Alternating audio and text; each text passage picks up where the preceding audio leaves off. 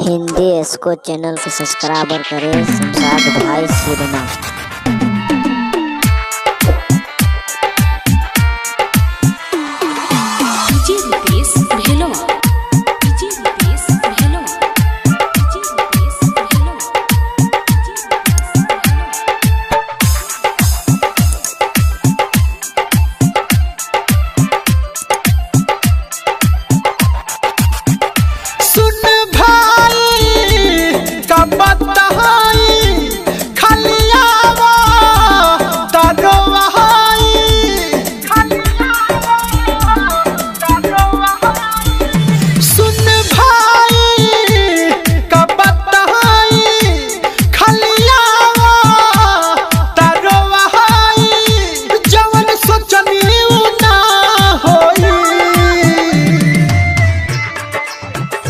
अब रब जाने का होई जब जहन जुदा होई। अब रब जाने का होई जब जहन जुदा होई।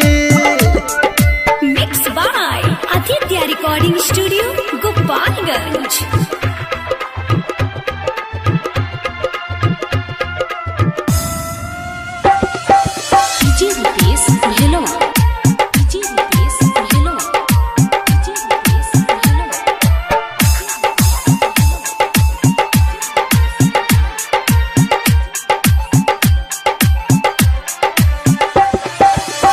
चोहनी जकरा के करता बे शादी हो, लगता कि अब हमर होई बर्बादी हो। अब जान गईनी बाउर बाईरो गवा केहू नहीं करे, हम सब के बता दी हो।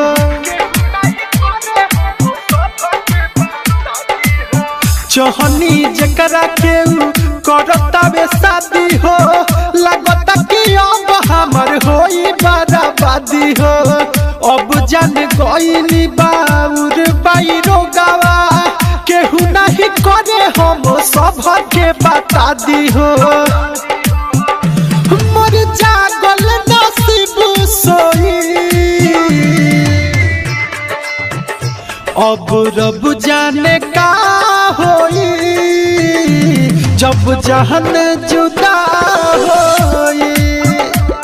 अब रब जाने का होई जब जहन जुदा होई।